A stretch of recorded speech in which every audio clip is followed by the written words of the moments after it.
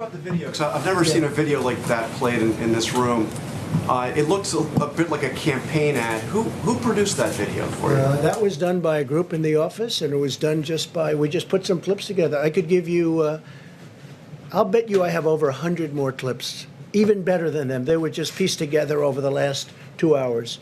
That was just, we have far better than that. That's nothing compared to some of them. This was produced here in the White House. Yeah, this was done by Dan and a group of people, and they just put it together in a period of probably less than 2 hours. Why did you feel need to do that? Because we're getting fake news, and I like to have it corrected. They're saying what a great job we're doing, and the media, these are the governors of California, governor of New Jersey, governor of New York. Look, in New York, we work very close with Andrew. In New York, ventilators were going to be a problem. They didn't have a problem. We got them tremendous numbers of thousands, but we got them tremendous number of ventilators. You don't hear ventilators are a problem. Beds were going to be a problem. I mean, I'm happy about it.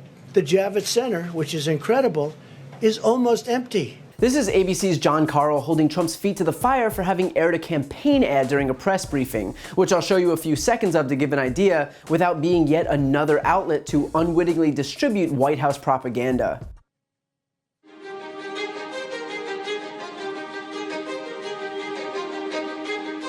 Well, we've asked them to accelerate whatever they're doing in terms of a vaccine.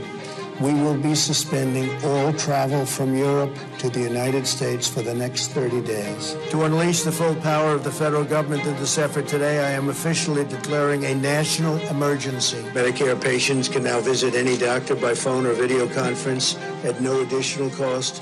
The first 1 million masks will be available immediately.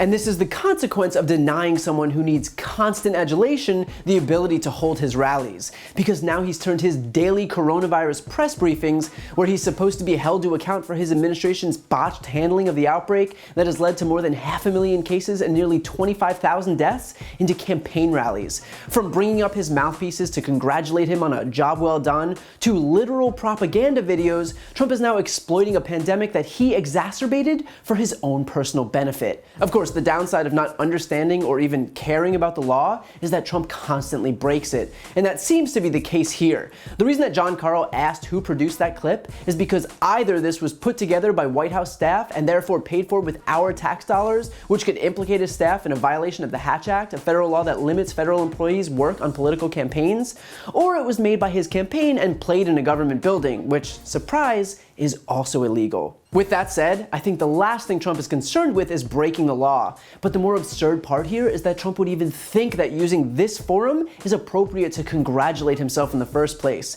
Even if Trump's response for the outbreak was successful, this wouldn't be the place to do it. But given the fact that it wasn't successful, that's all the more reason not to. There are tens of thousands of Americans dead. This should be about them. This should be about consoling their families and loved ones. This should be about ensuring that no one else needlessly dies. This should be about mourning. Imagine if George W. Bush showed up at a press briefing while they were still pulling bodies out of the rubble on 9/11 and aired a campaign ad complimenting his own response. This is like that, only we've lost almost 10 times as many people so far. But the worst part is that this administration's failed response is his fault. When Trump should have been warning the American people about the very real dangers of the virus and advocating for the early implementation of social distancing and facilitating our testing capabilities, he was holding campaign rallies. He invoked the word hoax and likened Democrats' very legitimate concerns to impeachment or the Russia investigation. He pretended it would vanish with the warm weather like a miracle. He said it was completely contained. He said it was no worse than the flu. All we got for weeks and weeks and weeks was misinformation and denialism, which caused us to completely miss the crucial window of containing the spread.